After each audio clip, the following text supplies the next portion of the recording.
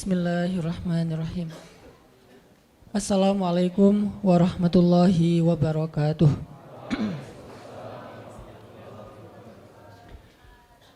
Alhamdulillahirabbil alamin. Hamdan katsiran tayyiban mubarakan fih kama yuhibbu rabbuna wa yarda. Asyhadu an la ilaha illallah wahdahu la syarikalah. Lahul mulku wa lahul hamdu yuhyi wa yumitu biyadihil khair wa huwa ala kulli syai'in qadir. Wa asyhadu anna Muhammadan abduhu wa rasuluhu la nabiyya ba'dah. Allahumma salli wa sallim wa barik ala sayyidina Muhammadin kama dzakarahu dzakirunal akhyar. Wa salli wa sallim wa barik ala sayyidina wa habibina Muhammadin makhtalafal lailu wan nahar. Wa salli wa sallim wa barik ala sayyidina wa habibina wa nabiyyina wa azimina Muhammad wa alal muhajirin wal ansar. Nahmadullaha ta'ala wa huwal mahmud wa huwal hamdi ahl wa nashkuruhu wa huwal mashkur wa huwa lisyukri ahl. Rabbi syrah li sadri wa yassir li amri wahlul 'uqdatan min lisani yafqahu qawli. Teman-teman sahabat fillah yang selalu setia dan istiqomah untuk selalu hadir dalam tongkrongan ilmu kita di setiap Rabu malam. Mudah-mudahan Allah Subhanahu wa taala selalu memberkahi waktu dan usia teman-teman semuanya. Mudah-mudahan dimudahkan segala urusannya, diangkat derajatnya, dimuliakan dunia dan akhiratnya. Dan yang pasti disegerakan jodohnya. Kalau doa mah udah 5 tahun ya berdoa gitu ya. Tinggal eksekusi.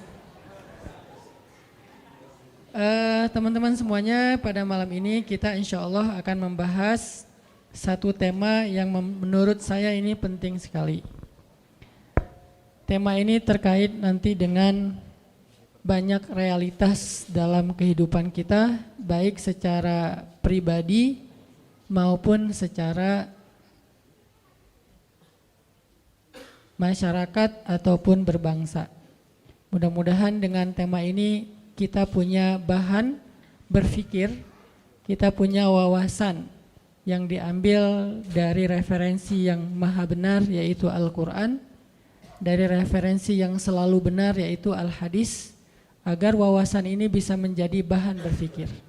Kenapa? Karena anak muda itu saya pikir adalah masa yang paling baik untuk berpikir kemudian menentukan sikap. Dengan kritisnya, dengan logika yang tajamnya, dengan semangat atau spiritnya yang luar biasa, sehingga anak muda yang sedang memiliki potensi yang besar seperti ini, dan ini hanya sekali dalam hidup kita terjadi, yaitu di masa muda, syabab. Kalau kita tidak cukup bahan berpikir, maka akhirnya kita akan salah menentukan sikap. Baik sikap itu sikap personal maupun sikap dalam bentuk kolosal yang disebut dengan umat, disebut dengan masyarakat, disebut dengan sosial, disebut dengan bangsa. Dan nanti sikap-sikap kolektif kita itulah yang akan menentukan arah dari perjalanan bangsa yang kita cintai. Sikap kolektif kita itulah yang akan menentukan wajah dari Indonesia ke depan. Nah, sikap kolektif ini dibangun dengan berdasarkan apa? Berdasarkan wawasan-wawasan yang menjadi bahan berpikir. Jadi sedikit demi sedikit kita mencoba, walaupun kita bukan peneliti, kita itu bukan seorang filosof, kita bukan pemikir, tetapi Allah Subhanahu wa taala mengamanahkan kepada kita akal dan hati. Untuk kita gunakan akal itu dan kita jadikan hati sebagai kompas kita dalam menentukan arah. Mudah-mudahan dengan akal, hati, spirit, walaupun kita bukan berperan sebagai seorang pemikir, mudah-mudahan pemikiran-pemikiran kita itu kalau tidak pun memberi pengaruh yang besar dalam pemikiran publik, setidaknya dia bisa menjadi penentu dari pola pikir dan sikap personal kita sebagai seorang muslim. Saya anggap ini sesuatu yang penting. Kita malam ini akan membahas tentang sifat munafik. Kenapa pembahasan tentang sifat munafik ini penting? Bukan soal menghindari sifat itu. Karena kalau menghindari sifat itu mudah-mudahan buat kita mudah. Kita nggak pengen jadi orang munafik. Ada yang bercita-cita jadi munafik? Nggak mungkin ya.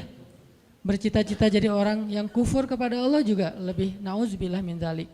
Dua-duanya bukan life goal siapapun di antara kita.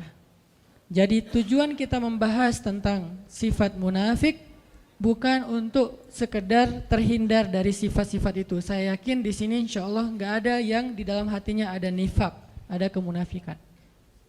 Walaupun kita berusaha untuk terus menjaga diri agar terhindar dari sifat-sifat nifak atau kemunafikan. Dan kita membahas tema munafik juga bukan dalam rangka mau menjatuhkan satu orang ataupun satu golongan.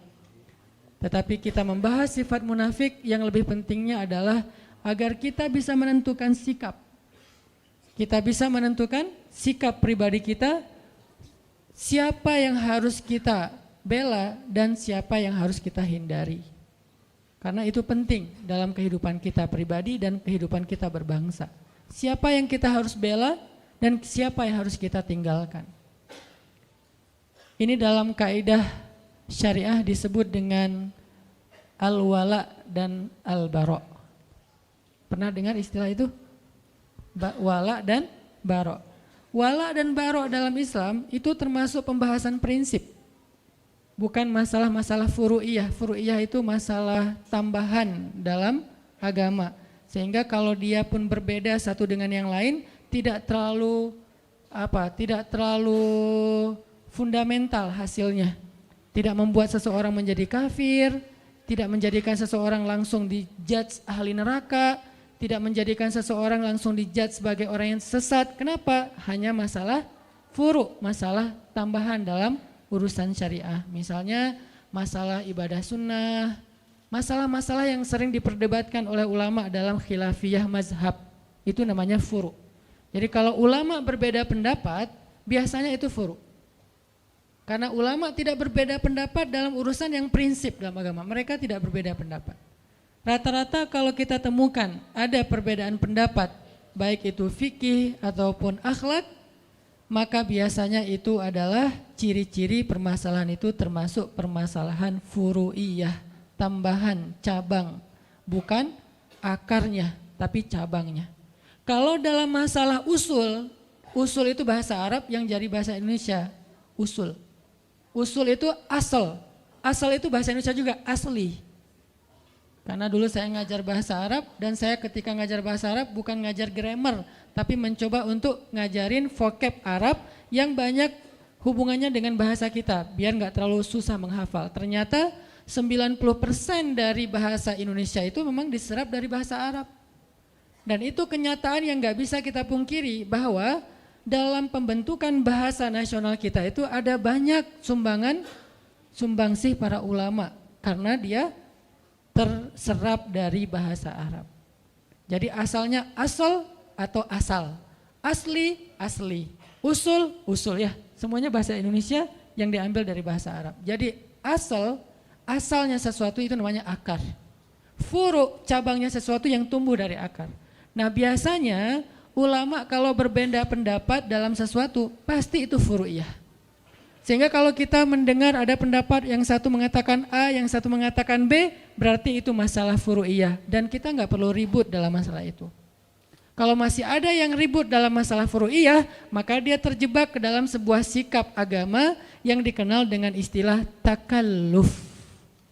Apa itu takalluf? Takalluf itu berlebih-lebihan. Mungkin bahasa yang sedang lagi ngetren sekarang radikal. Apa itu radikal? Terlalu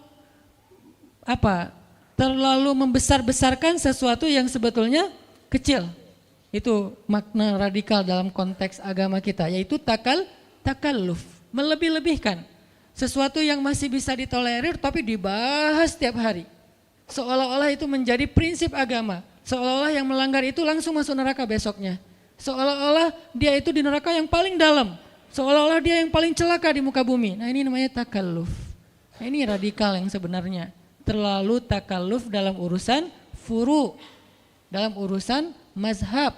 Sehingga sikap kita dalam perbedaan mazhab adalah respect, no judgment, menghargai pendapat yang berbeda. Jadi malam ini kita akan membahas salah satu yang usul, yaitu masalah kemunafikan. Ini yang pertama sekali Allah ceritakan di Al-Quran ketika Allah membuka surat Al-Baqarah. Walaupun surat Al-Baqarah itu turunnya belakangan, tetapi ditaruhnya di depan. Langsung setelah Ummul Kitab, seolah-olah Al-Baqarah itu anak pertama. Karena Al-Fatihah ibunya kan, ibunya Al-Kitab, maka anak pertamanya Al-Baqarah, anak sulung nih.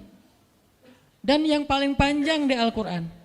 Tapi sebagian besarnya Madaniyah, turunnya di Madinah, walaupun berangsur-angsur. Turunnya di Madinah, tapi kok ditaruh di awal? Saking pentingnya pembahasan yang ada di dalam surat Al-Baqarah. Sampai sebagian ulama mengatakan Al-Baqarah itu sepertiga syariah. Jadi siapa yang bisa mengamalkan surat Al-Baqarah, bukan menghafal, mengamalkan surat Al-Baqarah, dia sudah mengamalkan sepertiga dari agama. Jadi siapa yang bisa mengamalkan Al-Baqarah, maka dia sudah mengamalkan sepertiga dari agama. Dan tahukah kita bahwa Umar ibn Khattab itu mengamalkan surat Al-Baqarah butuh waktu 13 tahun. 13 tahun mengamalkan Al-Baqarah, bukan ngafal. Kalau ngafal buat mereka gampang. Bahkan di antara mereka ada yang ngafal 1 juz itu dengan sekali dengar langsung hafal. Berarti 1 jam 1 juz. Itu pemecah rekor paling dahsyat. 1 juz 1 jam. Kalau di zaman kita mungkin paling cepat 1 juz 1 hari. Itu juga udah jenius banget. Tapi sahabat menghafal 1 juz lebih 1 lembar, yaitu surat Al-An'am 1 jam. Sekali dengar. Dan 1 jam itu bukan hafalan pertama. Kalau di teman-teman teras tahfiz pasti ngerti lah. Hafalan pertama itu kan yang penting udah hafal, cuman gak lancar, belum bisa di store kan. Belum mutkin gitu. Itu sekali dengar 1 jam mutkin. Dan ukuran mutkinnya gak ada 1 huruf pun yang salah. Gak ada 1 huruf pun yang salah. Siapa dia? Abdullah ibnu Mas'ud. Yang mendengar surat Al-An'am diturunkan kepada Nabi, Nabi bacakan, dia dengar, sekali dengar langsung kata dia, ya Rasulullah saya sudah hafal. Kata Nabi, ya Abdullah coba kamu baca. Dibaca dalam keadaan menghafal, gak ada 1 huruf pun yang salah. Itu bukan mutkin lagi, udah copy paste itu. Kita kadang-kadang copy paste aja masih ada yang ketinggal, komanya, emotikonnya gak kebawa gitu kan ya. Ini benar-benar dahsyat. Ternyata bukan itu masalahnya. Kenapa Umar kok mengamalkan Al-Baqarah 13 tahun? Bukan soal hafalannya, bukan soal membacanya. Ngamalin 1 ayat demi 1 ayat sampai dawam. Butuh 13 tahun mengamalkan Al-Baqarah. Saking luar biasanya surat Al-Baqarah. Sehingga Allah Subhanahu wa taala menyebutkan dan meletakkan Al-Baqarah menjadi surat pertama setelah Al-Fatihah. Bisa dibilang dia adalah surat-surat pembuka di dalam Al-Quran. Lalu ketika kita membaca surat Al-Baqarah, maka prolog atau mukaddimah dari kepalanya surat Al-Baqarah, headline-nya surat Al-Baqarah itu adalah langsung Allah berbicara tentang 3 golongan manusia. Di awal kita buka Al-Baqarah langsung Allah bicara tentang 3 golongan manusia. Golongan pertama mukmin, ada di ayat 1 sampai 5. Berapa ayat? Cuman 5 ayat. Lebih efektifnya lagi 4 ayat, karena alif lam mim itu termasuk ayat mutasyabihat yang tidak ada yang tahu artinya selain Allah. 5 ayat berbicara tentang orang mukmin. Kemudian golongan kedua, orang yang kafir, artinya orang yang ingkar kepada Allah Subhanahu wa taala, enggak percaya dan tidak beriman. Berapa ayat? Cuman 2 ayat. Ayat 6 dan ayat 7. Beres itu Allah bicara tentang orang munafik dari ayat 8 sampai ayat 16. Berapa ayat? 9 ayat. Dari ayat 8 sampai ayat 16. 9 ayat bicara tentang orang munafik. Apakah sudah selesai? Belum. Sisanya Allah kasih contoh-contoh orang munafik di banyak ayat di Al-Baqarah, di banyak surat, di sisa-sisa surat yang lainnya. Dan kalau Allah udah bicara tentang orang munafik, kesan emosionalnya tuh kelihatan banget di ayatnya. Allah kalau bicara tentang orang kafir, kesannya flat. Kalau bicara tentang orang mukmin, rahmah. Allah tuh sayang banget sama mereka. Kalau Allah bicara tentang orang munafik, Allah itu kayak emosi banget tuh. Disebutin orang munafik tuh gini, kalian harus hati-hati ya, kalian harus hati-hati.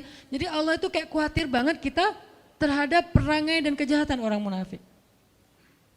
Allah kalau bicara tentang orang kafir itu hanya bicara tentang surga neraka, bicara tentang kehancuran mereka. Tapi kalau bicara orang munafik, isinya adalah kalau kita mau bikin poinnya, wahai orang hamba-hambaku yang beriman, hati-hati sama mereka. Itu intinya. Makanya saking Allah pengen kita hati-hati dengan orang munafik, penjelasan orang munafik di Al-Quran itu tuh detail banget. Contohnya tuh banyak banget. Kenapa? Karena mereka lebih bahaya daripada orang-orang kafir. Dalam perangai, perilaku, gangguan dan siasat mereka kepada orang yang beriman. Makanya kita diajarkan di Al-Quran bukan ayat tentang permusuhan. Ini bukan ayat perpecahan, ini bukan ayat permusuhan. Kalau kita menuduh bahwa membahas tentang munafik itu berarti memunculkan permusuhan, berarti kita menuduh Al-Quran memunculkan permusuhan. Padahal sebagian besar dari ayat Al-Quran itu banyak berkisah tentang orang munafik. Kenapa? Biar kita hati-hati. Biar kita menghindar, jangan sampai kita masuk golongan ini. Kenapa? Orang kafir itu masuk neraka, orang munafik jadi kayu bakarnya neraka. Innal munafiqina fid darkil asfal. Asfal itu bahasa Arab yang jadi bahasa Sunda, aspal. Karena orang Sunda nggak bisa, siapa bilang itu fitnah ya. Jadi asfal tempat paling bawah yang diinjak-injak, bahasa kitanya aspal. Masa bisa aja sih Ustadz, benar. Jadi asfali minan nar, aspalnya neraka. Maksud aspalnya neraka, dasarnya neraka. Yang paling bawah, udah nggak ada lagi, di bawahnya apa? Gorong-gorong atau apa? Enggak, udah. Paling bawah itu adalah aspal udah. Berarti yang disebut dengan aspal, bahan bakarnya, kayu bakarnya dibuat dari bukan kayu bakar, batu. Karena bahan bakar api neraka itu adalah batu. Waquduhan nasu wal hijarah. Bahan bakarnya adalah manusia dan batu. Manusia yang dimaksud di dalam ayat ini siapa? Innal munafiqina fid darkil asfali minan nar, na'udzubillahi min dzalik. Ini, sehingga tanpa kita sadari mungkin kita enggak termasuk orang munafik, tapi begitu kita berwala kepada orang munafik, membela orang munafik, berpihak sama orang munafik, mendukung kegiatan-kegiatan kemunafikan, maka kita masuk dalam golongan itu, dan ini yang bahaya nih. Bukannya kita menjadi munafik, kita tetap sholat, tapi kita mendukung kemunafikan. Kita tetap puasa, tetapi kita membela kemunafikan. Kita tetap bayar zakat, tetapi kita berpihak kepada kemunafikan. Ini bahaya nih. Karena sholat, puasa, dan zakat kita adalah ritual. Tetapi wala dan barok kita justru kepada musuh-musuh Allah Subhanahu wa Ta'ala. Jadi pembahasan kita pada malam ini bukan dalam rangka memecah belah, bukan dalam rangka menghasut, tetapi dalam rangka kita belajar dari Al-Quran agar kita terhindar. Siapa yang merasa dirinya mirip dengan ayat-ayat yang disebutkan, maka tubu ilallah, bertaubatlah segera. Siapa yang merasa tidak mirip, kayaknya bukan saya deh, maka hati-hati supaya kita jangan sampai mendukung orang-orang yang seperti ini. Cuman seperti itu sederhananya moral of the story dari pembahasan tentang al-munafik atau al-munafikun. Makanya teman-teman nanti bisa baca di dalam beberapa ayat yang nanti habis sholat isya kita coba bedah. Dan pas sholat isya saya juga akan baca Al-Baqarahnya dari ayat 1 sampai selesai tadi ayat berapa? 18 tentang 3 golongan manusia yang disebutkan oleh surat Al-Baqarah. Barakallahu fikum.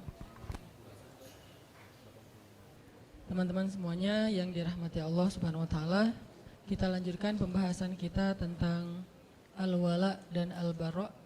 Siapa yang kita berpihak, siapa yang tidak kita perlu berpihak. Dalam hal ini kita mengambil salah satu contohnya adalah orang-orang munafik. Jadi dalam konteks Islam kita nggak boleh berpihak kepada orang munafik. Tapi kalau kita kasihan kepada dia secara manusiawi itu sangat boleh, bukan hanya boleh, harus. Jadi kita harus bedakan mana sifat kita sebagai sesama manusia, mana sikap kita dalam urusan agama, itu beda. Kalau konteksnya kemanusiaan itu universal. Kita tuh berbuat baik nggak boleh ngelihat agama. Mau dia muslim, mau non muslim, mau dia munafik, mau dia mukmin, mau dia orang baik, mau dia orang jahat. Kita kalau dalam urusan kemanusiaan maka hak dan kewajibannya sama. Ketika kita ngelihat misalnya ada mantan perampok, yang belum bertaubat, berarti bukan mantan ya. Perampok lah ya, belum bertaubat. Atau penjahat belum bertaubat. Kemudian dia sakit yang parah, terus tergeletak di jalan, nggak ada yang mau menolong dia. Lalu kita lewat dan kita mampu menolong kita, maka di dalam konteks ini kita wajib untuk menolong dia. Terserah dia seorang penjahat, dia seorang ahli maksiat, bahkan dia orang yang musyrik kepada Allah, orang yang tidak beriman kepada Allah. Karena konteksnya di sini adalah konteks kemanusiaan, nggak ngelihat agama, apalagi ngelihat negara ya. Agama aja nggak boleh jadi sekat kalau dalam konteks kemanusiaan, apalagi negara. Jadi kalau kita bicara Palestina, Suriah, mentang-mentang di sana mayoritasnya Muslim terus jadi nggak ditolong? Enggak. Jadi agama aja bukan masalah, apalagi negara. Mentang-mentang mereka bukan orang Indonesia, jadi bukan tanggung jawab kita. Enggak. Kalau dalam konteks kemanusiaan, bahkan kalau dia adalah orang Yahudi sekalipun, atau dia orang pagan sekalipun yang menyembah batu ataupun kayu atau menyembah patung, kalau dia adalah terzolimi, maka tugas kita adalah menolong dia dengan apapun yang kita bisa. Makanya kemarin ada salah satu pasien kanker di Bandung, beliau kebenaran non-muslim. Bukan salah satu, ada beberapa orang non-muslim, pasien kanker dan kurang mampu. Kemudian karena istri megang beberapa proyek sosial untuk pasien kanker yang kurang mampu, akhirnya kita ambil pasien ini, kita coba audiensi, asistensi ke dokter sampai beres pengobatannya, operasinya, yang satu meninggal, yang satu alhamdulillah bisa survive. Dan kita nggak mempertanyakan, wah ini kayaknya non muslim nggak usah ditolong, kayaknya kalau ditolong nggak ada pahala, pahalanya sama. Mau dia muslim, mau non muslim, pahala menolong dia adalah sama, karena dia manusia dalam konteks kemanusiaan, universal. Ini tidak ada perdebatan di antara ulama. Dalam konteks muamalah juga kayak gitu. Kaidahnya adalah tidak ada kezoliman. Konteks muamalah misalnya jual beli, kita bekerja di sebuah perusahaan yang di situ tuh ada muslim, ada non muslim, maka ini universal dengan syarat tidak mengganggu batasan-batasan syariah agama kita. Kalau itu terganggu maka nanti akan ada pengecualian. Misalnya kita nggak dibolehin pakai hijab di situ, pasti ada pengecualian. Misalnya kita di situ dipaksa untuk minum khamar seperti yang kerja di Jepang misalnya. Selebrasi mereka itu minum sake misalnya. Kalau kita nggak minum maka kita dimarahi atau dipecat. Di sini ada pengecualian. Tapi kalau tidak membatasi atau mengganggu batasan syariat, maka tidak masalah kita bermuamalah dengan siapapun, bahkan kepada orang yang tidak beriman sekalipun. Apalagi kemanusiaan. Tapi kalau dalam konteks sikap agama, nah ini lebih spesifik lagi. Di situ beda antara mukmin, kafir, munafik beda. Kafir juga ada dua, ada yang harbi, ada yang zimmi. Yang harbi itu yang memerangi kita, yang zimmi dia tidak memerangi kita, maka kita boleh berbuat baik kepada dia, namanya non-muslim. Yang tidak memerangi kita. Kalau yang memerangi kita dalam Al-Quran disebut kuffar. Kalau yang tidak memerangi, mereka tidak dipanggil dengan bahasa orang kafirun, tetapi mereka disebut dengan orang Yahudi, orang Nasrani, orang musyrikun dan seterusnya. Intinya adalah kita tidak ada kewajiban atau anjuran untuk memusuhi mereka. Mereka adalah saudara kita dalam kemanusiaan, dalam negara, dalam bangsa, dalam suku. Dalam konteks apa? Dalam konteks muamalah, dalam konteks kemanusiaan. Kalau dalam konteks agama, kalau mereka tidak memerangi kita, maka kita nggak boleh dilarang untuk menyakiti mereka, apalagi memusuhi mereka. Bahkan jika ada pertikaian antara non-muslim dengan muslim, kita nggak boleh berpihak berdasarkan agama. Ada pertikaian nih dalam urusan muamalah, urusan dagang kah, urusan jual beli kah, jual beli tanah, jual beli rumah, jual beli mobil, dan seterusnya. Ada masalah nih, termasuk masalah misalnya kayak masalah pekerjaan, masalah muamalah. Kalau misalnya ada pertikaian di antara mereka, nggak boleh kita berpihak karena dasarnya agama. Nih saudara saya muslim, saya belain dia, belum tentu dia benar, bisa jadi dia yang salah. Maka di situ konteksnya adalah adil. Nggak boleh gara-gara kita beda agama terus kita bersikap zolim. Kalau dia beda agama dengan kita tapi dia konteksnya di situ korban, maka kita harus membela dia, bahkan terhadap saudara kita yang sama-sama muslim, kalau ternyata saudara yang muslim itu adalah justru yang zalim. Jadi inilah konsep adilnya Islam. Dan di sini kita juga belajar tentang bab wala dan barok dalam contoh-contoh yang sederhana. Jadi nggak boleh mentang-mentang pokoknya belain aja yang namanya muslim kita harus bela. Enggak. Unsur akhaka zaliman au mazluman. Tolonglah saudara kamu dalam keadaan zalim atau terzolimi. Ini maksudnya apa nih? Kan kita harus nolongin saudara kita Ustaz walaupun dia zalim. Menolong saudara kita yang zalim artinya hindarkan dia dari kezaliman. Kalau dia udah terlanjur melakukan kezaliman maka tegakkanlah keadilan. Wa'adilu huwa aqrabu littaqwa. Bersikap adillah karena dia yang paling dekat kepada ketakwaan. Bahkan kepada orang yang kita benci kita harus bersifat adil, fair bahasa sederhananya. Kayak gimana? Kita nggak suka dengan satu kelompok. Apakah dasarnya agama, dasarnya golongan, dasarnya emosional pribadi, nggak suka aja dengan satu kelompok. Kan ada yang suka gitu ya.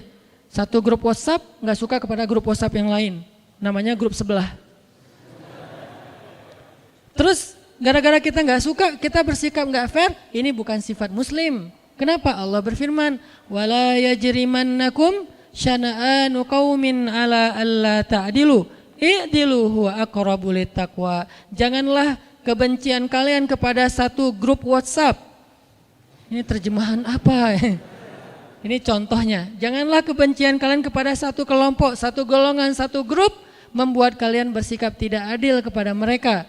Maka bersikap adillah karena keadilan itu dekat kepada ketakwaan. Jadi nggak boleh gara-gara kita nggak suka, terus kita nggak fair dalam urusan muamalah, dalam urusan hak dan kewajiban, dalam urusan kemanusiaan nggak boleh. Tapi dalam urusan sikap, agama, dakwah dan syariah, maka di sini ada penjelasan dan koridornya sendiri.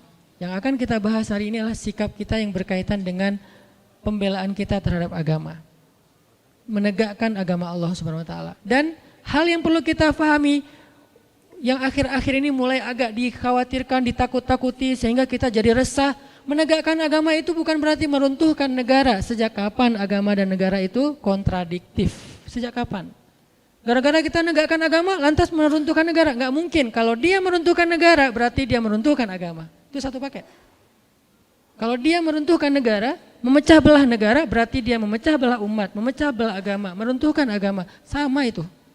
Dan kalau dia menegakkan agama, maka dia menegakkan negara. Karena satu paket, nggak bisa dipisahkan.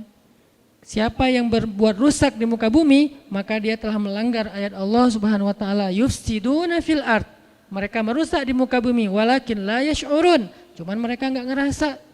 Jadi Allah menyuruh kita untuk islah, memperbaiki, imarah, membangun, bukan justru merusak. Jadi nggak mungkin orang yang pengen menerapkan agama dalam konteks pribadinya berarti jadi masalah dalam sebuah tatanan negara, itu nggak mungkin. Kalau dia memahami agama itu secara komprehensif, bukan parsial.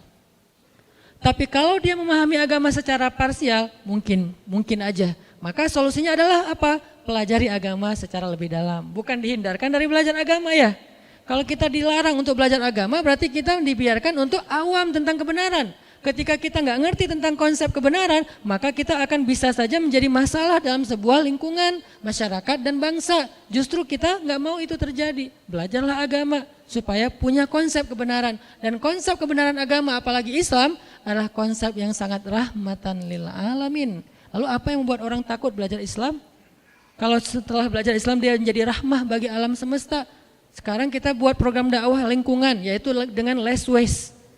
Itu adalah syariat Islam. Jangan berpikir less waste itu hanya masalah isu lingkungan, isu climate change dan segala macam. Bukan, ini bukan masalah lingkungan, bukan masalah alam, bukan masalah ozon. Ini masalah agama. Sehingga ketika ini saya coba presentasikan kepada para ustadz-ustadz bangun negeri, mereka semuanya sepakat ini tuh masalah agama. Lalu saya tanya, kenapa dakwah nggak pernah mengangkat isu ini? Oh ya, kita baru ngeh sekarang. Ya udah yuk kita angkat isu ini, isu lingkungan. Biar orang lihat Islam itu bukan cuma narasi ibadah. Islam itu bukan cuma sholat 5 waktu, walaupun itu wajib dan tidak ada perdebatan tentangnya. Tetapi dia belum komprehensif, dia masih parsial. Terlalu zoom in-nya kedekatan. Coba zoom out lagi deh. Ketika kita zoom out tentang Islam, kita akan melihat hal-hal yang lain yang luar biasa tentang Islam. Makanya kalau kita pengen menjadi solusi bagi bangsa, pengen jadi kebaikan bagi bangsa, bahkan bagi manusia, bahkan bagi alam semesta, maka belajarlah agama. Makanya kita perlu belajar tentang sifat munafik agar kita tidak terjebak di dalam sifat ini. Saya nggak tahu, mungkin suatu saat di antara teman-teman yang hadir sekarang akan jadi pejabat kah suatu hari nanti? Akan jadi seorang penguasa kah? Mungkin di sini ada yang calon presiden tahun 2000 sekian yang kita nggak tahu ya. Tiba-tiba presiden 2050. Ustadz, saya dulu mah jamaah latif. Wah, Masya Allah ya. Kan kita nggak ngerti kan? Jadi ketika nanti antum diberikan amanah kekuasaan oleh Allah, baik itu dalam bentuk jabatan maupun dalam bentuk eksistensi di tengah-tengah masyarakat, public figure, maka kita jangan sampai tanpa sadar terjebak mengambil sikap orang munafik, dan itu bahaya banget. Dan saya yakin semua kita akan jadi pemimpin, terutama yang di depan, minimal pemimpinnya si dia, ya. Kita memimpin keluarga dengan sikap orang munafik bahaya, apalagi memimpin masyarakat, lingkungan sosial, jangan, bahaya. Memimpin masjid aja, kita harus tahu dulu mana wala dan mana barok, kalau enggak kacau. Memimpin RT, RW. Nah, balik lagi kepada pembahasan tentang Al-Baqarah dan Al-Munafikun. Al-Baqarah dan Al-Munafikun, ini rata-rata kalau kita baca di Al-Quran, suratnya itu semuanya atau hampir semuanya surat Madaniyah. Rata-rata surat yang membahas tentang orang munafik itu surat Madaniyah. Apa arti surat Madaniyah? Atau ayat Madaniyah? Sebagian besar jawabannya surat dan ayat yang turun di Madinah. Gitu? Ternyata bukan. Surat Madaniyah bukan surat yang turun di Madinah. Surat Madaniyah surat yang turun setelah hijrah. Ayat Madaniyah bukan ayat yang turun di Madinah, tapi ayat Madaniyah ayat yang turun setelah hijrah. Kalau dia turun di Mekah tapi setelah hijrah, namanya Madaniyah, bukan Makkiyah. Jadi bukan soal tempat, tapi fase dakwah, periodisasi dakwah. Yang turun setelah hijrah semuanya Madaniyah. Mau dia turun di Madinah, mau turunnya di Bani Quraidah, mau turunnya di Khaybar, mau turunnya di misalnya Mekah ketika terjadi perjanjian Hudaibiyah, semuanya Madaniyah. Walaupun turunnya bukan di kota Madinah. Jadi ukurannya adalah peristiwa hijrah. Makanya hijrah ini menjadi sesuatu yang penting dan berharga dalam Islam. Sampai dia menjadi nama penanggalan dalam Islam, tahun Hijriah. Kenapa nggak diambil peristiwa yang lain yang besar juga? Ada Bi'sah, awal Nabi dapat wahyu, namanya tahun Bi'sah 1, Bi'sah 2, Bi'sah 3. Sehingga kita nggak tahu tahun Hijriah, tahunnya tahun Bi'sah, yaitu dapat wahyu pertama. Kenapa nggak Isra Mi'raj, peristiwa yang besar kan, sampai naik ke langit ketemu dengan Allah, sehingga disebut dengan Mi'raj 1, Mi'raj 2, Mi'raj 3, sekarang tahun Mi'raj 1400 sekian, Mi'rajiyah misalnya. Kenapa enggak Mi'raj? Kenapa enggak perang Badar? Badar 1, Badar 2, Badar 3. Kenapa enggak wafatnya Nabi? Wafat Nabi 1, wafat Nabi 2, seperti agama yang lain setelah wafatnya Nabi mereka. Kenapa hijrah? Saking pentingnya peristiwa hijrah dalam Islam yang merubah banyak hal dalam konsep dakwah. Itu kenapa kita mengangkatnya menjadi sebuah isu yang kemudian kita jadikan tren, yaitu tren hijrah. Jadi hijrah itu bukan akal-akalannya Hanan Attaqi. Hijrah itu bukan tren yang baru-baru ini muncul. Hijrah itu ada di Al-Quran, ada di hadis. Bagaimana kita takut terhadap sesuatu yang ada konsepnya di Al-Quran, yaitu hijrah. Orang yang berhijrah namanya muhajirin. Orang yang menerima orang yang berhijrah namanya ansor ya. Salah satu cita-cita kita ke depan apa? Mempersaudarakan Viking Bobotoh sama The Jack. Mempersaudarakan Aremania sama Bonek. Itu cita-cita Barisan Bangun Negeri, para guru sekarang. Kita persaudarakan 4 supporter bola terbesar di Indonesia. Ikonnya supporter bola. Kalau berhasil mu'akhad bainal Viking wa The Jack wa baina Aremania wa Bonek, berarti dakwah ini luar biasa. Lewat apa? Lewat hijrah. Alhamdulillah dulu teman-teman motor kan lewat hijrah juga. Kita akhirnya berubah dari yang disebut awalnya orang nyebutnya geng motor, kemudian menjadi ormas. Di dalamnya ada divisi dakwah. Kemudian kita belajar Islam bareng-bareng. Kemudian banyak yang bertobat. Kemudian akhirnya gerakan teman-teman dari XTC, Moonraker, Brigas, GBR ngapain? Jadi panitia taklim, kan bagus kan? Mana ada sejarah teman-teman ini pernah jadi panitia taklim secara organisasi sebelum ada dakwah hijrah. Artinya hijrah ini sesuatu yang baik untuk negara kita. Banyak mengubah hal. Ke depan kita akan lihat 4 supporter bola untuk bersaudara. Setelah bersaudara jadi apa mereka? 1 jadi muhajirin, 1 jadi ansor. Siapa muhajirin, siapa ansor? Yang tandingnya tandang muhajirin. Yang tandingnya kandang ansor. Nanti ketika muhajirin yang tandang datang ke kota lawannya disambut dengan tola al-badr. Kan seru ya? Kebayang nggak nyambut dejak di Padalarang gitu ya, mereka datang bertruk-truk gitu disambut di Padalarang, tola al-badru alaina. Wah, saya di depan tuh pakai mic. Vokalisnya saya sama Ebit tola al-badru alaina. Itu perilaku ansor, bukankah itu kebaikan? Berarti hijrah teh. Gara-gara ada hijrah, ada muhajirin, ada ansor. Terus apalagi perilakunya? Ansor yu'thiruna ala anfusihim walau kana bihim khasasah. Mendahulukan muhajirin daripada dirinya walaupun dia butuh kepada sesuatu itu. Silakan teman-teman dijak masuk duluan, kita belakangan ke stadion. Masuk. Udah selesai, udah ansor masuk. Teman-teman Viking Bobotoh masuk. Di dalamnya saling mendoakan kebaikan. Semoga kalian menang. Enggak, kalian aja yang menang. Kan seru ya? Ini nih baru namanya hijrah. Itu tuh cita-cita saya banget dari dulu.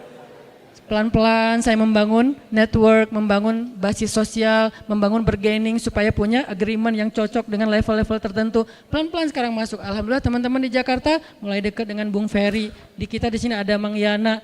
Pelan-pelan suatu saat nggak ada lagi adegan pembunuhan, pengeroyokan, kezoliman yang kayak sering kita lihat baik di The Jack maupun di Bobotoh sama-sama punya korban, nggak ada lagi. Yang ada saling mendoakan. Semoga kalian menang. Kalian aja. Akhirnya rame lagi gara-gara itu ya. Saling mendoakan kebaikan. Ternyata gara-gara saling mendoakan, fair, nggak ada yang menang. Seri. Asal tanding di sini seri. Asal tanding di Jakarta seri. Yang lain baru kita doakan yang berbeda. Artinya kayak luar biasa gitu. Nanti pas pulang dianterin, dikasih bekal, bawain apa misalnya, sebutlah oleh-oleh Bandung, khas Bandung gitu kan ya. Buah-buah yang ranum atau apalah gitu kan. Bawain peyem kayak apalah. Bawain bala-bala, banyakin cengeknya, kasih kan biar gregetan gitu kan. Wah Masya Allah, karena saya makan bala-bala gak ada cengek, gak ada rasanya. Pas kita ke Jakarta dibawain apa, ondel-ondel atau apalah sama teman-teman. Ini semuanya adalah karena hijrah. Itu tuh goal dari program hijrah kita, bukan sekedar ngaji. Ngaji ini adalah cara kita untuk mengupgrade kapasitas spiritual dan wawasan. Tapi praktek sesungguhnya dari hijrah itu adalah behavior, perilaku kita. Baik itu perilaku personal maupun perilaku sosial. Perilaku sosial itu tadi mu'akhad, persaudaraan antara kita. Dan itu udah terjadi di Bandung dengan ikonnya anak-anak motor. Itu bukti bahwa hijrah itu ternyata solusi untuk bangsa. Kenapa kita malah takut? Aneh kan? Logikanya harus kita asah lagi nih. Dengan apa mengasah logikanya? Dengan Al-Quran, dengan hadis Rasulullah SAW. Berarti kalau ini menjadi solusi untuk bangsa, berarti Rasulullah itu orang yang sangat berjasa bagi bangsa kita. Karena Rasul yang udah ngajarin tentang konsepsi hijrah ini kepada kita, yang konsep itu lalu saya convert, saya terjemahin bersama dengan para guru untuk menjadi program sosial. Berarti Rasul berjasa banget. Rasul berjasa untuk kita sejak dulu. Nanti berjasa lagi di padang mahsyar. Kita pikir udah selesai urusan kita sama Nabi. Belum selesai. Satu-satunya urusan dengan manusia yang dibawa sampai ke akhirat, itu cuma Nabi loh. Kita dengan pasangan kita aja udah beres. Memang sehidup semati, tapi tidak sehidup lagi. Sehidup lagi udah pisah. Ketemu lagi di surga ya kalau masuk surga dua-duanya. Kalau salah satu di surga yang salah satu di neraka, na'udzubillah min zalik, maka dia akan dipasangkan lagi dengan pasangan yang sesuai dengan dia. Na'udzubil, kan gak rela banget ya, udah di neraka terus dia selingkuh gitu kan ya. Jangan sampai. Makanya kalau dua-duanya di surga, balik lagi bareng. Makanya Rasul itu berjasa untuk kita bukan cuma di dunia teman-teman, sampai di padang mahsyar. Satu-satunya manusia yang teman-teman bisa lihat di YouTube beberapa booster saya tentang Rasulullah yang paling sibuk di akhirat, yang paling sibuk mengurus orang lain itu cuma satu orang, Nabi Muhammad SAW. Yang lain semuanya ngurus diri sendiri. Semuanya berlaku kalimat kullum ri'im minhum yawma idzin sya'nun yughnih. Semua orang pada hari itu sibuk dengan urusannya sendiri-sendiri. Illa Rasulullah SAW yang sibuk dengan urusan umatnya. Makanya nggak terputus urusan kita dengan Nabi, nggak terikat dengan zaman, tempat, terus sampai lintas zaman dunia dan akhirat. Jadi kita balik lagi Ternyata pembahasan tentang orang munafik itu muncul setelah hijrah. Bukan di Madinah, setelah hijrah. Kenapa baru muncul munafik ini? Gerakannya, kekacauannya setelah hijrah. Karena Islam setelah hijrah itu mulai eksis. Sebelum hijrah, Islam itu tertindas. Islam itu tersembunyi, hanya ada di beberapa golongan-golongan kecil, yaitu orang-orang yang lemah di kota Mekah. Tapi setelah hijrah, Islam itu eksis, kuat, berpengaruh. Muncullah orang-orang munafik, muncullah ayat-ayat tentang munafik, muncullah surat Al-Munafikun. Cari di Al-Quran itu surat apa? Madaniyah, surat yang turun setelah hijrah. Jadi nggak heran kalau kemunafikan dalam berbagai macam bentuk-bentuknya itu muncul setelah Islam semakin eksis dan berpengaruh. Orang mulai datang ke masjid beramai-ramai. Yang dulunya kita susah banget ngelihat anak muda ramai di masjid seperti sekarang ya. Dulu masjid itu diramaikan oleh siapa? Oleh kakek-kakek. Sekarang fenomenanya Masya Allah, setelah hijrah dalam konteks kekitaan, maka yadkhuluna fi dinillahi afwaja. Orang berbondong-bondong masuk ke dalam agama Allah. Agama di sini bisa artinya syariat, bisa artinya masjid, bisa artinya taklim. Berbondong-bondong. Baik itu kajian saya, kajian Ustaz Abu Somad, kajian Ustaz-Ustaz yang lain, semuanya ramai. Lebih ramai daripada konser. Setelah apa? Setelah hijrah. Maka dalam satu paket, begitu hijrah muncul, eksistensi Islam muncul, muncullah kemunafikan. Kenapa dia muncul? Baru dibedah oleh Al-Quran. Kemunafikan itu kenapa kok munculnya setelah hijrah? Terus perangainya kayak gimana? Itu kenapa surat-surat atau ayat kemunafikan itu rata-rata madaniyah. Pertanyaan berikutnya, kenapa kemunafikan muncul setelah hijrah dan Islam eksis? Salah satu masalahnya adalah ciri-ciri orang munafik atau golongan munafik adalah dengki. Bahasa Arabnya hasadin. Makanya ada doa min syarri hasidin idza hasad, dari kedengkian orang yang dengki. Dia dengki dengan keislaman, dia dengki dengan eksistensinya kaum muslimin. Dia dengki, dia enggak suka. Bahasa lainnya selain hasad apa? Ghillan. Makanya di dalam Al-Qur'an Allah mengajarkan kita juga doa. Wala taj'al fi qulubina ghillal lil ladzina amanu. Ya Allah, jangan jadikan di dalam hati kami rasa dengki kepada sesama orang beriman. Jadi kalau kita dengki kepada kelompok-kelompok kaum muslimin gara-gara dia lebih eksis, maka jangan-jangan di dalam hati kita ada kemunafikan wal iyadu billah. Kalau kemunafikan itu baru di hati aja, maka ini masih munafik kecil. Kalau kemunafikan itu kemudian berbentuk cara kita, sikap kita menghalang-halangi kebaikan dan dakwah, berarti sudah masuk kemunafikan besar. Dan itu berlakulah ayat innal munafiqina fid darkil asfali minan nar, nauzubillah. Kalau kemunafikannya masih dalam hati, masih kemunafikan kecil. Saya enggak suka ngelihat kajian itu ramai. Saya enggak suka ngelihat masjid kok ramai sekali. Berarti dia dalam hati doang. Kalau dia lalu dengan kedengkian itu kemudian membuat sebuah penghalang agar orang tidak lagi bisa meramaikan masjid, dia halang-halangi, dia fitnah, dia pecah belah, berarti sudah dengkinya, kemunafikan yang besar. Dan kalau sudah kemunafikan yang besar, bahasanya Allah di surat Al-Munafikun apa? Humul aduwu fahzarhum.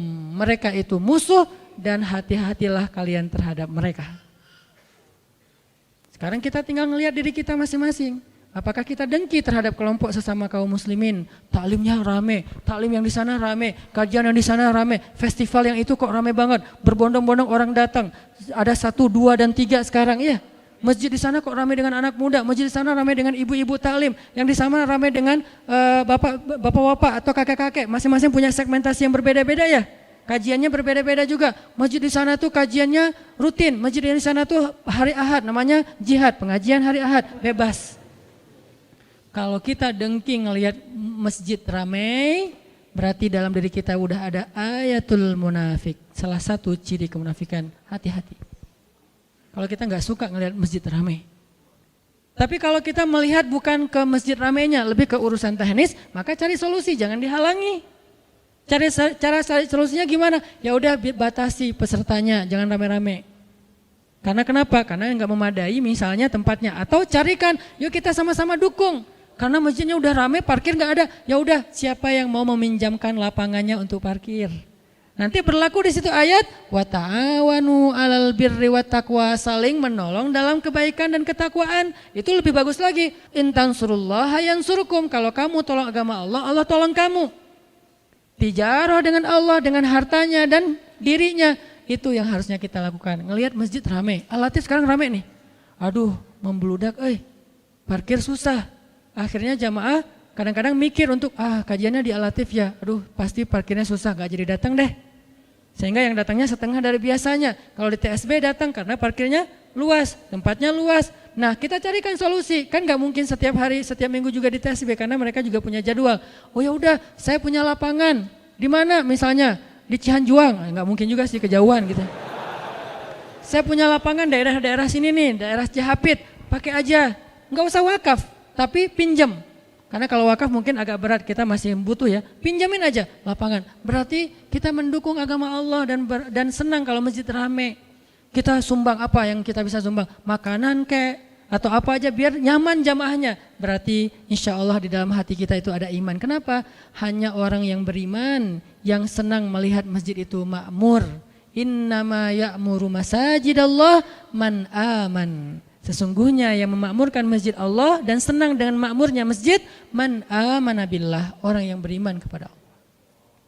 Tapi kalau kita dengki dengan dakwah, dengki dengan ta'lim, dengki dengan kajian, dengki dengan public figure yang bisa membawa banyak massa, crowd event, dengki dengan masjid yang semakin ramai, berarti jangan-jangan fi qulubihim marad, di hati mereka ada penyakit. Kalau penyakit itu enggak segera kita obati dengan istighfar dan taubat, maka Allah mengancam dengan kalimat fazadahumullahu marada. Allah tambahkan lagi itu penyakitnya sehingga dia semakin jauh dari Allah.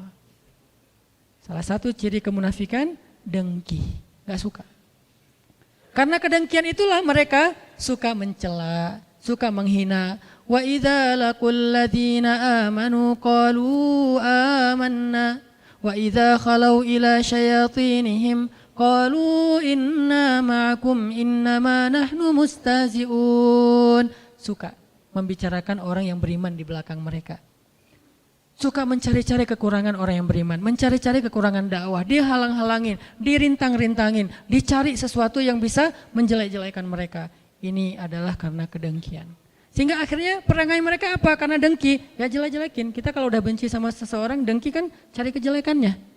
Makanya muncullah ayat wa idza ra'aitahum yakhuduna fi ayatina wa idza ra'aital ladzina yakhuduna fi ayatina fa'arid anhum. Kalau kalian melihat mereka memperolok-olok agama Allah, ayatnya, nabinya, syariatnya, hamba-hamba yang berimannya, maka tinggalkan mereka. Allah suruh kita tinggalkan, jangan berpihak sama mereka, apalagi nge-following, unfollow. Kalau penasaran, lihat aja pakai akun yang satunya. Jangan follow. Jadi tinggalkan di sini tuh unfollow. Ada di grup, left group. Tapi dengan baik. Kalau orang yang di dalam grup tadi menurut kita dia berbuat sesuatu yang nggak nyaman dalam urusan agama, kita tinggalkan grupnya. Tapi kita nggak boleh ninggalin orangnya. Kita hanya meninggalkan perangainya, tidak meninggalkan orangnya. Kalau orangnya suatu saat butuh, kita boleh menolong dia. Bahkan harus. Jangan mentang-mentang dia pernah menghina agama Allah, terus kalau dia butuh kita nggak nolongin dia, enggak, tetap kita tolongin kalau kita mampu. Siapa yang menolong? Yang paling dekat dengan dia hubungannya. Al-aqrab summal aqrab. Adil ya, fair ya. Dalam urusan kesalahannya kita nggak mau ikutan. Tapi dalam urusan kebutuhan manusiawinya kita akan menolong dia. Itu fair banget. Itulah rahmatan lil alamin. Itu Islam. Bukan ditinggalkan sama sekali. Itu ekstremis. Bukan juga berpihak banget sama dia. Itu namanya cari muka. Atau dia labil nggak punya sikap. Islam itu wasaton, tengah-tengah. Arti tengah-tengah bukan labil. Dia dalam satu hal bersikap tegas, di sifat yang dalam hal yang lain dia bersikap penuh dengan kasih sayang. Satu, dengki, penyakitnya. Dua, penyakit munafik adalah sombong. Penyakit hatinya orang munafik adalah sombong. Memandang orang-orang yang beribadah kepada Allah, memandang orang-orang yang taat kepada Allah itu rendah. Dianggap mereka orang yang rendahan. Sehingga mereka nggak mau gabung dengan orang-orang yang beribadah ini. Terjadi di Al-Baqarah, wa idza qila lahum aminu kama amanan nas. Kalau dibilang ke mereka, yuk kita beriman seperti orang-orang sudah pada beriman. Apa jawaban mereka? Qalu anu'minu kama amanas sufaha. Masa kami mau beriman seperti orang-orang Sufaha. Apa arti sufaha? Arazil. Apa arti arazil? Rendahan. Jadi mereka menganggap rendah kepada orang lain. Menganggap orang yang gak sukses, orang yang miskin, orang yang gak educated, orang yang terbelakang, orang yang misalnya primitif, orang yang enggak modern, orang yang misalnya konservatif atau apapun lah istilah-istilahnya ini, sehingga dia selalu melihat Islam itu rendah aja. Islam ini ya kasihan, Islam ini penuh dengan masalah, Islam ini jelek, Islam ini apa? Dia selalu melihat kejelekan-kejelekan kaum muslimin dan merendahkan kaum muslimin. Ini karena sombong. Dan ketika kita baca di surat Al-Kahfi, ada perumpamaan yang Allah angkat dari sebuah kisah tentang dua orang laki-laki kan. Yang satu diberikan harta dan diberikan pengikut yang banyak, followersnya banyak. Yang satu lagi enggak diberikan harta dan tidak diberikan pengikut yang banyak, dia bukan selebgram. Yang selebgram ini bilang, harta saya lebih banyak dan pengikut saya lebih kuat. Ternyata hasilnya apa dengan kesombongan dia? Akhirnya Allah Subhanahu wa taala membinasakan dia dengan ditenggelamkan ke dalam bumi dan dibakar hangus seluruh harta-hartanya oleh Allah Subhanahu wa taala. Ini karena sombong. Dan kesombongan adalah salah satu di antara dosa besar, sampai disebut sebagai di antara mengambil satu di antara dua kain Allah Subhanahu wa taala. Jadi kalau dalam ibadah umroh dan haji itu kita pakai ihram, ada yang bawahan, ada yang atasan seperti rida, maka kata Allah, Allah punya dua helai kain. Nah, salah satunya adalah kesombongan. Siapa yang menyombongkan diri, dia telah mengambil salah satu di antara pakaian Allah. Arti pakaian Allah itu kehormatan Allah dan itu enggak boleh diambil oleh makhluk. Hanya Allah yang boleh sombong. Makanya al-mutakabbir cuma Allah. Kita enggak boleh. Sehingga siapapun yang di dalam hatinya ada mithqala dzarrah, sekecil zarrah kesombongan, la yadkhulul jannah, tidak akan masuk surga. Hati-hati dengan sifat sombong. Mungkin kita merasa bahwa kita lebih luas pandangan atau wawasannya karena kita kuliah di luar negeri. Boleh, tapi jangan memandang orang lain rendah. Kita boleh banyak baca buku-buku ilmiah, filsafat segala macam, boleh. Tapi jangan memandang orang lain itu bodoh, cuman kita doang yang pintar sendiri, nggak bisa. Kita mungkin punya kawan banyak, tapi jangan menganggap orang lain kuper. Anak masjid mah kurang gaul, kurang banyak teman dan seterusnya. Nggak bisa, sehingga kita merasa gengsi untuk duduk dengan anak masjid.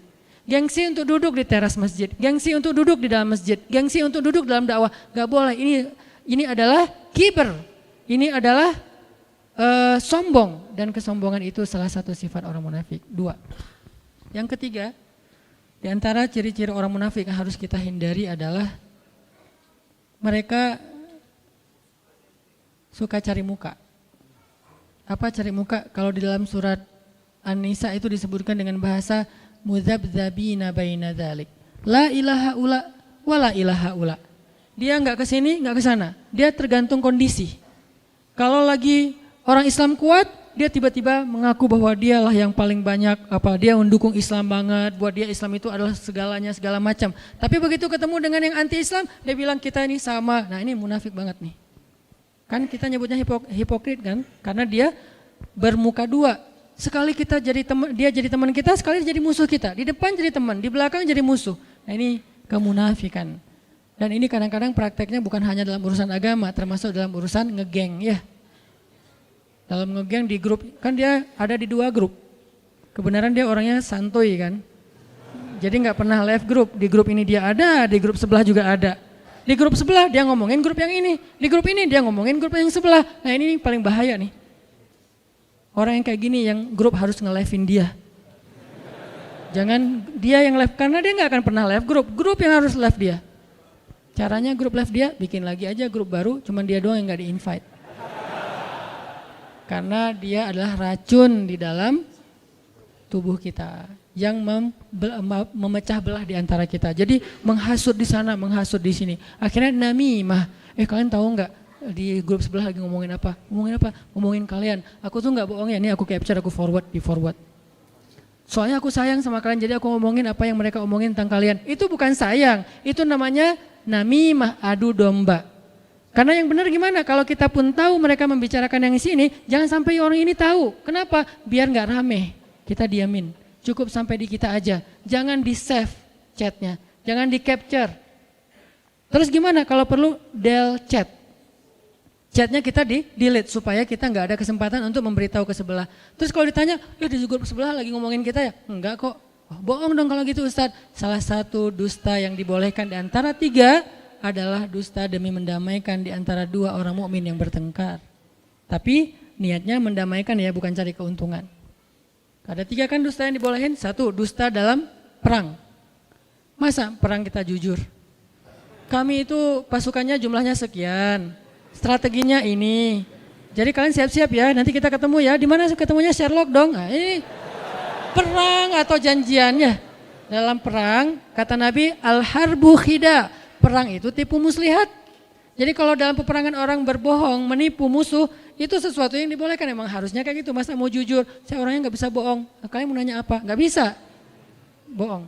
2, mendamaikan di antara mukmin yang bertengkar ya, bukan mukmin yang lagi baik-baik aja terus kita bohong, enggak, lagi bertengkar. Yang ketiga, berdusta untuk masa lalu terhadap pasangan halal. Dengan niat mau bertaubat dan melupakan, bukan modus pengen balikan. Ketemu di reuni, buka puasa bersama, pasangan kita nanya pas pulang, kenapa sih dia tadi ngeliatin kamu terus? Biasa, mantan pacar. 10 tahun loh kita pacaran, Pak. Itu nggak boleh. Aku kan orangnya jujur, Pak, nggak ada yang ditutup-tutupin. Nggak boleh, itu jujur yang membinasakan. Jujur yang berdosa, nggak boleh jujur. Terus gimana? Nggak, mungkin dia kayak lagi pangkling aja ngeliat kok aku udah nggak pakai kacamata misalnya atau apalah ya. Bilang apa aja, tapi dengan niat kita nggak akan balikan, bukan jadi modus. Kalau modus, innallaha alimun bidzatis sudur. Allah lebih tahu isi hati. Nah, orang munafik itu suka mencari muka. Sekali ngomongnya A, sekali ngomongnya Z. Pertama dia menghina kita, tapi di sisi lain dia memuji kita. Ini maunya apa sebetulnya? Nah ini nih nggak bisa dipegang orang kayak gini. Dia harus jelas keberpihakannya kemana. Tapi dia nggak perlu mencela siapapun. Saya jelas keberpihakan saya, tapi saya nggak suka mencela dan saya nggak suka terlibat dalam debat di sosial media. Jarang teman-teman ngelihat saya berdebat di sosial media. Kenapa? Buat saya perdebatan di sosial media itu tidak produktif, kecuali argumentatif ya. Karena ada juga perdebatan yang argumentatif, dia menjelaskan gagasan, oke itu bagus. Tapi kalau perdebatannya bentuknya saling membuli, ngapain? Sesama mukmin kita membuli. Nah, sesama yang ke masjid jangan saling mengganggu. Udah aja yang datangnya sholatnya apa misalnya qobliyahnya dua, yang nggak pakai qobliyah juga mangga. Kan ada masjid yang nggak pakai qobliyah, sholat tertentu kan, habis azan langsung iqomah, kecuali kalau kita memang karena ada taklim. Ada juga yang walaupun bukan rawatib, dia nunggu orang supaya nanti bisa iqomah udah penuh jamaahnya. Ini mazhab. Dia bermuka 2, yudzabzabina baina dzalik. Yang keempat, di antara ciri orang munafik itu adalah memecah belah. Wa idza qila lahum la tufsiduna fil ard qalu innama nahnu muslihun. Kalau dikasih nasihat janganlah kalian merusak di muka bumi, salah satu di antara maksud merusak adalah memecah belah. Jadi ajaran kita, narasi kita, ajakan kita, broadcast kita, postingan kita harusnya mempersatukan. Tapi kita tetap harus mengedukasi. Jangan gara-gara kita takut memecah belah terus akhirnya kita diam dan tidak mengedukasi apa-apa. Ketika kita posting tentang Suriah, tentang Rohingya, tentang Suriah, kita mengangkat sesuatu agar masyarakat aware untuk membantu. Bukan kita sedang memecah belah. Ketika kita bicara tentang negara, bukan memecah belah, tetapi agar kita semuanya aware dan care dengan negara kita.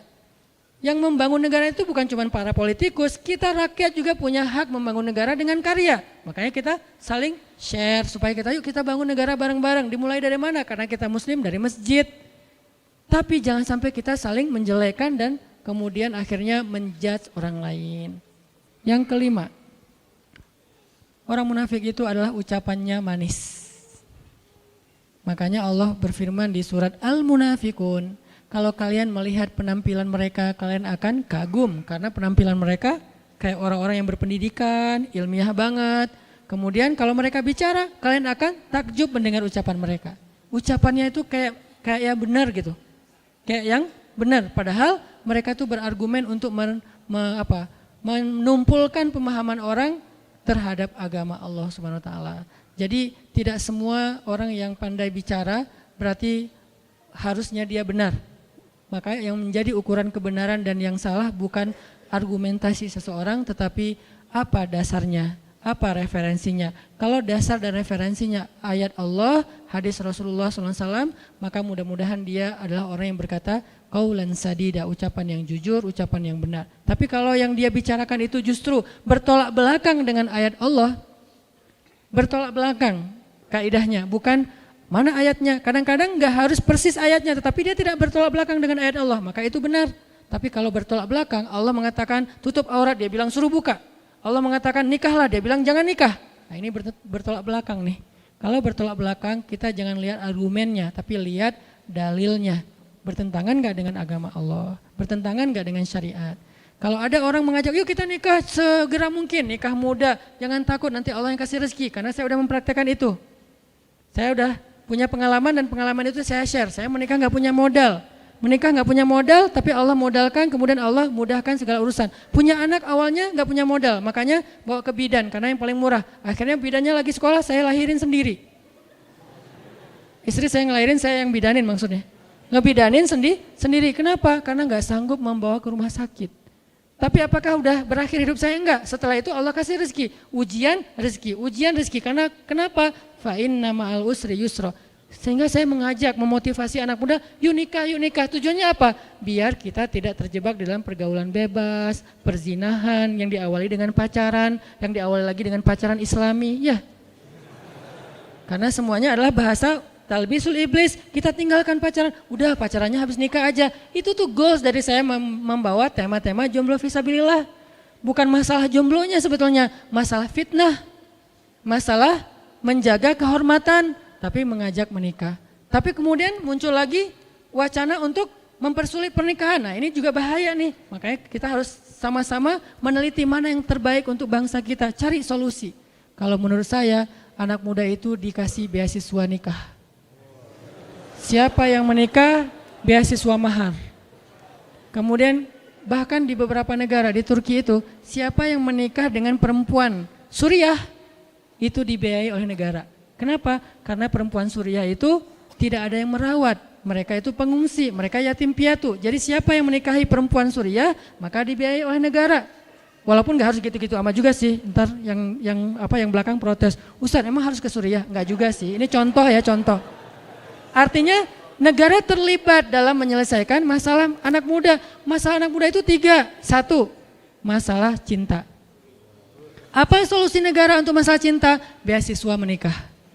Keren kan? Kedua, masalah anak muda itu adalah karir. Apa solusi negara? Menciptakan lapangan pekerjaan, memudahkan pendidikan, menggratiskan pendidikan. Itu yang kedua.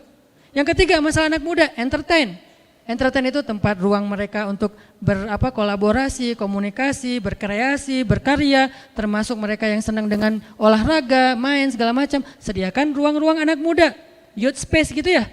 3 masalah ini ternyata dicarikan solusi, bukannya kita terhalangi. Makanya saya berharap kemana saya pergi itu saya ngobrol sama wali kota, sama bupati, sama gubernur, Pak bikin program beasiswa mahar. Insya Allah banyak banget yang akan mendukung, terutama usia di bawah 25 tahun. Itu semangat banget. Tapi tetap ada pemerintah mengawal, makanya muncul sekarang wacana peraturan supaya lebih matang secara mental ya, secara psikis. Cuman mudah-mudahan ini benar-benar jadi solusi sehingga akhirnya tidak ada lagi perempuan yang ditelantarkan. Itu benar banget. Karena ada banyak kasus setelah menikah perempuannya ditelantarkan, banyak kasus kayak gitu. Akhirnya dia harus pergi ke Hong Kong untuk bekerja karena suaminya tidak bertanggung jawab, dia harus menafkahi anaknya. Banyak kasus kayak gitu.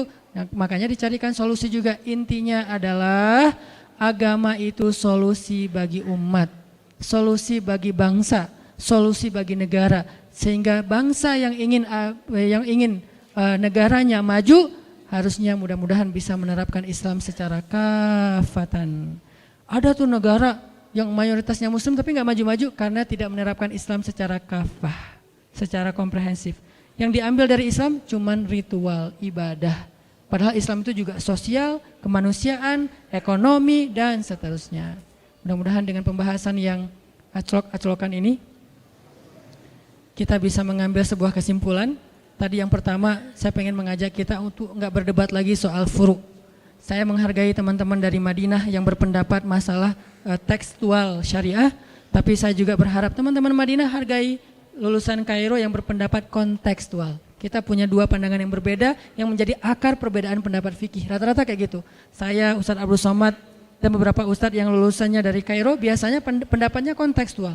Tapi teman-teman yang rata-rata dari Mekah Madinah biasanya berpendapat tekstual, dan itu baik, dua-duanya baik. Ada pendapat dan dalilnya yang sama bahkan. Tinggal saling menghargai, satu. Dua, kita harus belajar tentang Islam secara komprehensif. Biar kita nggak terjebak di dalam ritual saja. Seolah-olah kalau udah hijrah masuk masjid udah selesai urusan kita, enggak. Kita harus peduli dengan keluarga kita, peduli dengan tetangga kita, peduli dengan lingkungan dan masyarakat kita. Walaupun tidak harus peduli tentang mantan kita. Jadi kita peduli kepada sosial. Mantan gimana pedulinya? Suruh orang lain aja yang peduli. Kita fokus dengan diri kita supaya bisa move on. Yang ketiga, pelajarilah sesuatu yang buruk supaya kita bisa menghindarinya, bukan supaya kita melakukannya. Makanya seorang ulama bernama Ibnul Musayyab mengatakan, orang semuanya belajar masuk surga, sedangkan saya belajar tentang neraka. Semua orang belajar tentang surga, gimana biar bisa masuk surga duluan tanpa hisab segala macam. Tapi saya belajar tentang neraka agar saya bisa menghindarinya. Jadi kita kadang-kadang belajar tentang sifat orang yang beriman, tapi kadang juga kita belajar tentang sifat orang munafik agar kita bisa terhindar dari sifat kemunafikan. Barakallahu fikum, mudah-mudahan Allah cabut kedengkian dari hati kita, kesombongan dari hati kita. Jangan sampai kita menjadi termasuk orang-orang yang menghalang-halangi jalan Allah, menghalang-halangi agama Allah, menghalang-halangi dakwah di jalan Allah Subhanahu wa taala. Yasudduna an sabilillah, mereka menjadi batu sandungan di jalan Allah Subhanahu wa taala. Mudah-mudahan kita tidak termasuk golongan tersebut, dan mudah-mudahan Allah Subhanahu wa taala membimbing kita agar kita menjadi orang yang mukminuna haqqa, mukmin yang sebenar-benarnya. Barakallahu li wa lakum, wassalamualaikum warahmatullahi wabarakatuh.